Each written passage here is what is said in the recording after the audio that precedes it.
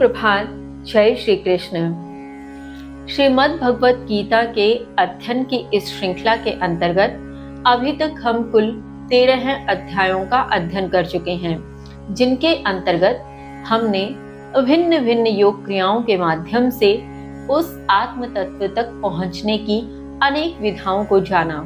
हमने जाना कि किस प्रकार उस आत्म तत्व तक पहुंचा जा सकता है, किस प्रकार परम गति को प्राप्त हुआ जा सकता है, और अनेक प्रकार से प्रकृति, उसके भीतर स्थित गुण और अनेक प्रकार की अवस्थाओं से होते हुए हम आज आ पहुंचे हैं 14वें अध्याय तक।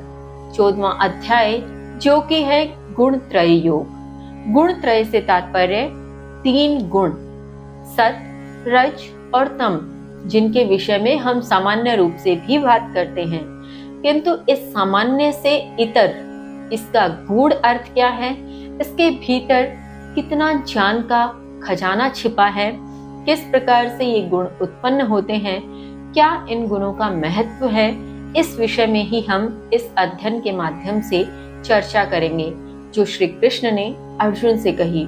तो आइए प्रारंभ करें। 14वां अध्याय, श्लोक संख्या 1। श्री भगवान उवाच। परं भूयः प्रवक्ष्यामि ज्ञानानां ज्ञानोत्तमं यज्ञात्वा मुनयः सर्वे परां सिद्धिमितो गताः, परां सिद्धिमितो गताः।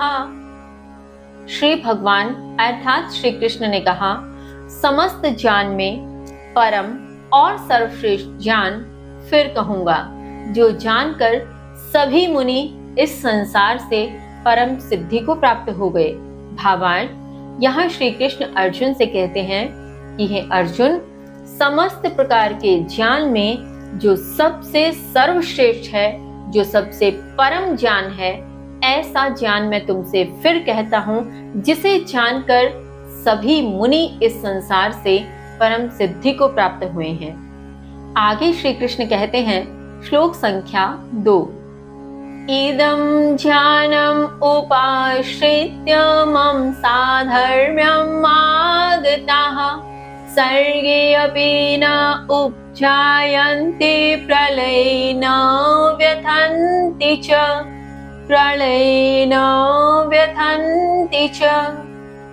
श्री कृष्ण कहते हैं, इस ज्ञान का आश्रय लेकर जो मेरे समान धर्म अर्थात प्रकृति को प्राप्त होते हैं, वे सृष्टि में उत्पन्न नहीं होते हैं और प्रलय में विचलित भी नहीं होते हैं। भावार्थ, यहाँ श्री कृष्ण अर्जुन से जिस ज्ञान के विषय में कहना चाहते हैं, जिस ज्ञान को समझाना चाहते हैं, वे कहते हैं कि अर्जुन, इस ज्ञान का जो आश्रय लेता है, इस ज्ञान को जो समझता है, वह मेरे ही समान धर्म को प्राप्त कर, मेरी ही समान प्रकृति को प्राप्त कर, न तो इस सृष्टि में उत्पन्न होता है और न किसी प्रकार से सृष्टि के प्रलय होने पर विचलित होता है। तो ऐसा कौन सा ज्ञान है जो श्री कृष्ण अर्जुन को देना चाहते हैं, जिससे न उत्पन्न हुआ जाता है, न विचलित हुआ जाता है? जानेंगे कल। तब तक के लिए जय श्री कृष्ण।